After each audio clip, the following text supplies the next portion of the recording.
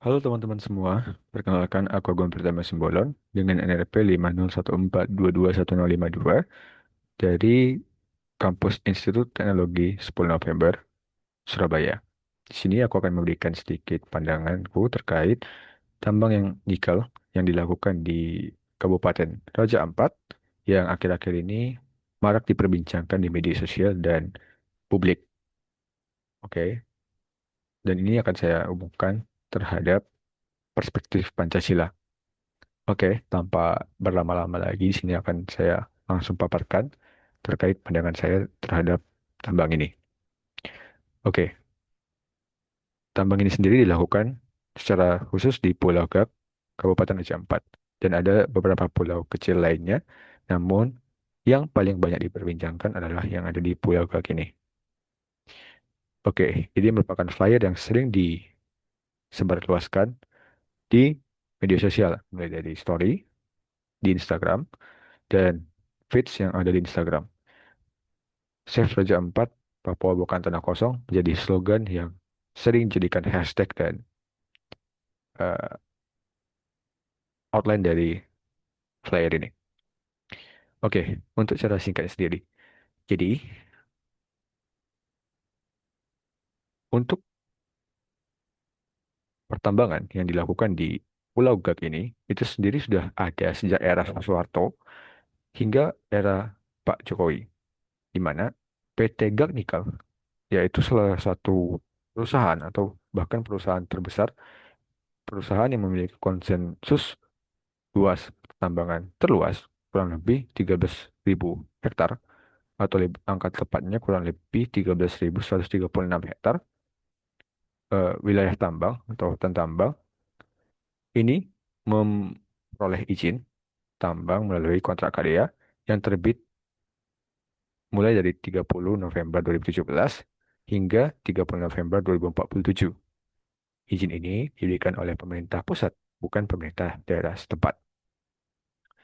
Jadi teman-teman, dilansir dari Tempo sendiri, untuk PT Gat Nikel itu mulai melakukan eh, eksplorasi tambang itu kurang lebih di tahun 1972 dan mulai mendapatkan izin melalui kontrak karya untuk melakukan eksplorasi lebih lanjut itu di tahun 98 di zaman atau di era kepemimpinan Pak Soeharto.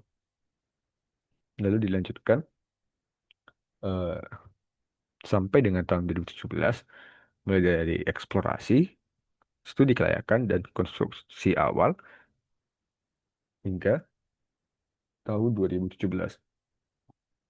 Ya, tertanggal di 30 November 2017, PT Gat Nikel ini memiliki izin untuk melakukan tambang, dilanjutkan hingga 30 November 2047. Izin ini sendiri diterbitkan oleh pemerintah pusat setelah evaluasi dan penetapan kawasan, bukan bagian dari Geopark UNESCO Raja Ampat. Meskipun pencabut pemerintah sudah mencabut izin 4 perusahaan tambang lain di Raja Ampat, izin PT Nikel tetap berlaku karena lokasinya berada di luar kawasan Geopark. Jadi sebenarnya sudah ada 5 perusahaan yang memiliki izin untuk melakukan tambang di Kabupaten Raja Ampat, terutama pertambangan nikel. Dan 4 perusahaan selain PT GAK sudah dicabut izinnya, dan PT GAK sendiri sudah sempat namun kembali diberlakukan dikarenakan setelah dilakukan uji AMDAL dan uji kelayakan lainnya, PT GAK Nikel diberikan eh, izin untuk melakukan tambang di luar area Geopark UNESCO Raja Ampat. Geopark ini sendiri merupakan eh, wilayah yang ditetapkan untuk daerah pemberdayaan, mulai dari ekowisata atau untuk kehidupan adat sendiri. Lalu, yang ketiga, meski izinnya masih aktif, pemerintah melalui Kementerian ESDM berencana melakukan evaluasi ulang atas izin PT GAT Nikel ini. Ya, seperti yang kita ketahui dan sering kita dengar atau kita temukan di internet, itu bahwa PT GAT Nikel ini sendiri masih ditolak oleh berbagai macam aktivis lingkungan, mulai dari Greenpeace dan mulai sampai dengan aktivis lingkungan yang bergerak secara lokal. untuk menolak tambang yang ada di uh, Pulau Gap, terutama dari PT Gap Nikel ini sendiri. Oleh karena itu, Kementerian SDM dan juga sebenarnya Kementerian Lingkungan Hidup itu melakukan evaluasi terhadap kaji apa izin-izin yang memberikan PT Gap Nikel untuk melakukan tambang di Pulau Gap. Lalu, mengapa ditolak? Masyarakat Pulau Gap ini bergantung pada kegiatan seperti menangkap ikan dan bertani, serta menjunjung tinggi kearifan lokal dalam menjaga lingkungan. Perlu kita tahu ke teman-teman bahwa di satu titik di masa lampau, eh, masyarakat di Pulau Gap sendiri itu pernah melakukan eksploitasi besar-besaran terhadap ikan dan komoditas yang ada di laut Pulau Gap sendiri, yang mana ini sempat menyebabkan krisis pada masyarakat sekitar. Namun, masyarakat sekitar mulai menyadari dan melalui pemimpin lokal itu membatasi eksploitasi yang mereka lakukan sehingga per tahunnya mulai secara berkala terjadi pemulihan terhadap komunitas yang ada di lingkungan Pulau Gap, terutama di komunitas lautnya. Dan ini membuat semakin terpulihkan komunitas-komunitas yang belum pernah ada di pulau ini atau di laut Pulau Gap ini mulai bertambah, mulai kembali datang komunitas-komunitas laut, sehingga aturan terkait pemberdayaan lingkungan ini yang melarang penangkapan ikan berlebihan dan perusakan terumbu karang diwariskan turun-temurun sebagai bagian dari identitas budaya mereka. Lalu, untuk alasan kedua, aktivitas tambang nikel di wilayah yang dikenal sebagai surga terakhir di bumi atau dalam bahasa Inggrisnya Last Paradise ini menimbulkan sedimentasi dari lumpur yang terbawa arus laut. Jadi, eh, aktivitas tambang nikel di wilayah ini di berpotensi untuk membawa sedimentasi atau padatan lumpur yang bisa dialirkan langsung ke laut, arus laut. Nah, endapan ini bisa menghalangi masuknya sinar matahari ke dasar laut sehingga mengancam keberlangsungan hidup terumbu karang dan ekosistem laut di sekitarnya. Ya, secara singkatnya ini dapat merusak lingkungan komunitas laut yang di sekitarnya, menurunkan keanekaragaman hayati, dan bisa saja menghilangkan eh, nama yang dijuluki ke Raja Ampat atau Kepulauan ini sendiri, yaitu surga terakhir di bumi atau Lost Paradise. Yang ketiga, aktivitas pertambangan mineral di pulau kecil dengan cakupan luas kurang dari 2.000 km persegi adalah sudah dilarang tanpa pengecualian. Ini berdasarkan Undang-Undang Nomor 27 Tahun 2007 dilanjutkan dengan Undang-Undang Nomor 1 Tahun 2014, di mana pernyataan ini sendiri diperkuat oleh keputusan Mahkamah Agung tahun 2022 dan tahun 2024 dan Mahkamah Konstitusi di tahun 2023 nomor 35. Di mana perlu diketahui juga luas dari Pulau Gag ini hanya sekitar 65 km persegi saja. Dan ini kurang lebih sama dengan pulau-pulau yang ada di sekitarnya. Yang mana inilah yang menjadi alasan mengapa Pulau Gag ini ditolak sebagai site dilakukannya aktivitas pertambangan walaupun di dalamnya terkandung cukup besar cadangan nikel di Pulau Gag ini sendiri. Lalu di keempat, wisata berbasis alam memainkan peran penting dalam mendukung ekonomi lokal Raja Ampat. Pada tahun 2004, sebanyak 30.000 wisatawan berkunjung dengan 70% berasal dari mancanegara, meningkat hampir 2 kali lipat dari tahun sebelumnya. Kunjungan ini menyumbang 150 miliar per tahun terhadap pendapatan asli daerah atau PAD. Belum termasuk dampak ekonomi tidak langsung dari sektor lain yang berkembang akibat pariwisata. Jadi, keuntungan yang didapat dari daerah ini sendiri yang ditujukan oleh PAD ini sudah sangat besar per tahunnya, bahkan hanya dari ekowisata yang berbasis alam. Dengan rusaknya, dengan ada potensi rusaknya lingkungan akibat aktivitas tambang di Raja Ampat, terutama di Pulau Gek atau pulau-pulau lainnya, ini bisa saja menurunkan pendapatan asli daerah, sehingga tentunya kehidupan sosial masyarakat, kehidupan eh, ekonomi yang ada di masyarakat itu bisa juga rusak, turun nilainya. Lalu, bila diproyeksikan sampai dengan 50 tahun, keuntungan secara total dari aspek konservasi, yang mana tanpa ada pertambangan ini, diproyeksikan bisa mencapai 446 triliun, sedangkan dari tambang nikel hanya mencapai 347,5 triliun. Untuk perhitungan lengkapnya dan pembahasan lebih lengkapnya bisa teman-teman cek di konten YouTube channel dari Irwandi. Jadi intinya, bila hanya ditinjau dari tambang nikel, itu bisa hanya mencapai 347,5 triliun, sedangkan bila ditinjau dari aspek ekowisata berbasis alam dan blue carbon dari laut yang ada di Kabupaten Raja Ampat, itu bisa mencapai 446 triliun. Jadi bisa dipertanyakan, apakah tambang nikel ini memang diperlukan secara ekonomi? Nah, di sini saya memberikan sedikit satu slogan di mana slogan atau satu kalimat di mana AMDAL ini perlu ditinjau kembali. Apakah benar ling secara lingkungan aktivitas tambang ini tidak merusak lingkungan di sekitarnya, baik itu lingkungan keanekaragaman hayatinya ataupun lingkungan sosial dan ekonomi yang terjadi atau yang sudah ada di lingkup masyarakat sebelum tambang ini dilakukan. Oke, kita langsung saja. Ini adalah pandangan saya yang dihubungkan dengan perspektif Pancasila mengenai tambang ini. Jadi kita tahu teman-teman, ada 5 sila yang ada di Pancasila. Namanya juga Pancasila. Sila pertama, Ketuhanan Yang Maha Esa. Ini berhubungan dengan penghargaan terhadap ciptaan Tuhan. Keindahan alam Raja Ampat itu karunia Tuhan.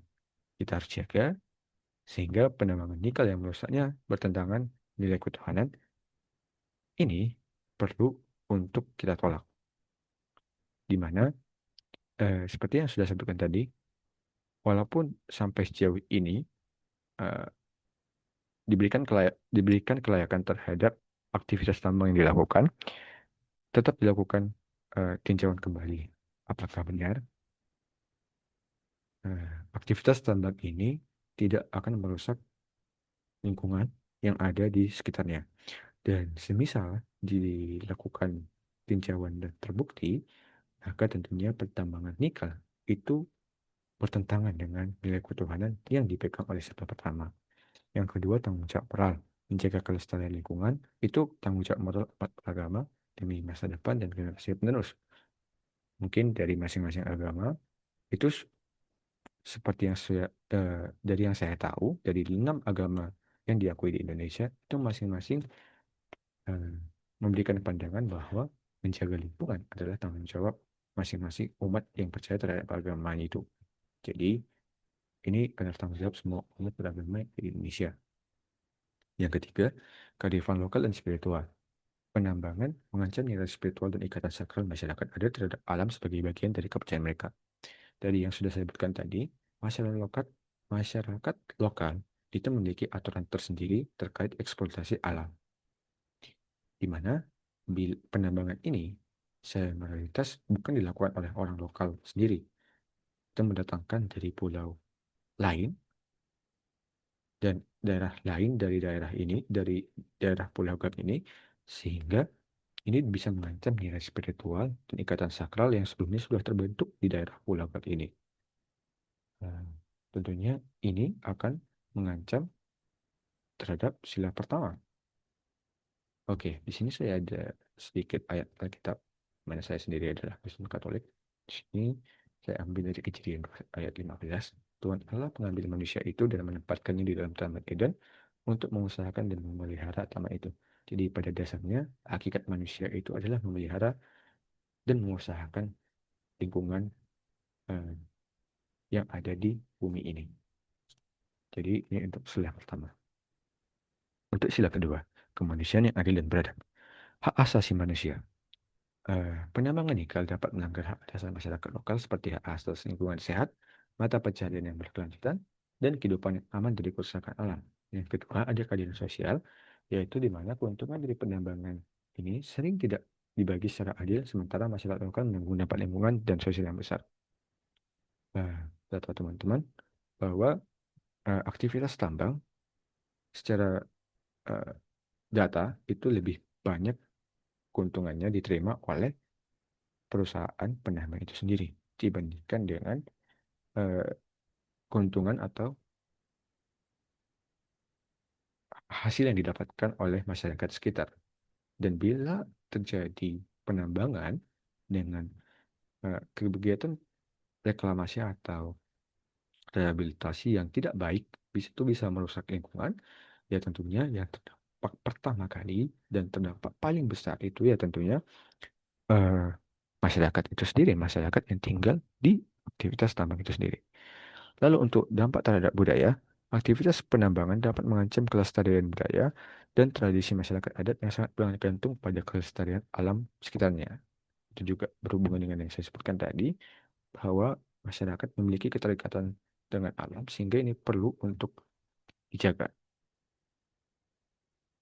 Yang ketiga, ada persatuan Indonesia, konflik kepentingan. Penambangan nikel dapat memicu konflik antara kepentingan ekonomi dan pelestarian lingkungan, sehingga diperlukan upaya menjaga persatuan dengan mengedepankan dialog dan kepentingan bersama. Dan yang kedua, keutamaan wilayah. Penambangan berisiko penambangan berisiko merusak keindahan dan ekosistem Raja Ampat yang merupakan aset nasional penting bagi pariwisata dan identitas Indonesia. Yang ketiga, sikap nasionalisme lingkungan. Itu melestarikan lingkungan Raja Ampat adalah wujud nyata rasa cinta air dan tanggung jawab terhadap warisan bangsa. Teman-teman, eh, saat ini marak sekali perbincangan dan perdebatan antara aktivis-aktivis lingkungan yang menolak untuk diberlangsungkan atau dilanjutkan tambang di Ulagak sebagaimana kita lihat di media sosial kita sendiri. Perdebatan ini bisa mengancam persatuan apabila ini tidak didepankan mengenai dialog dan kepentingan bersama. Apalagi bila yang didepankan adalah pengambilan keputusan demi kepentingan pribadi. Jadi polemik yang terjadi di saat ini itu sangat mengancam sila ketiga yang memiliki nilai persatuan Indonesia. Yang keempat, kerakyatan yang dipimpin oleh hebat kebijaksanaan dalam pemersatuan perwakilan. Partisipasi publik. Yang itu yang pertama, partisipasi publik. Masyarakat lokal seringkali kurang dilibatkan dalam pengambilan keputusan penambangan, sehingga suara dan kepentingan mereka belum sepenuhnya dihargai. Yang kedua, transparansi dan akuntabilitas. Proses perizinan tambak dan pengelolaan dampaknya kerap tidak transparan dan minim akuntabilitas dari pihak perusahaan maupun pemerintah. Kebijakan yang berpihak pada rakyat, kebijakan pemerintah seharusnya mencerminkan hikmat kebijaksanaan dengan mengutamakan perlindungan terhadap rakyat, terutama masyarakat adat terdampak. Eh, jadi di sini diharapkan eh, selagi terjadi polemik antara aktivis dan perusahaan atau bahkan pemerintah sendiri, ini sangat dibutuhkan dialog antar masing-masing pihak yang bersinggungan. Demikian juga dibutuhkan transparansi dari aktivitas yang dilakukan, terutama terhadap eh, rakyat Raja Ampat untuk meminimkan terjadinya kesalahpahaman atau eh, mengembalikan kepercayaan terhadap masing-masing pihak yang bersinggungan. Yang sila kelima, keadilan sosial bagi seluruh rakyat Indonesia. Dan yang pertama, pemerataan kesejahteraan. Penambangan nikel seringkali hanya menguntungkan segelintir pihak, tanpa benar-benar menghadirkan kesejahteraan merata bagi seluruh rakyat Indonesia.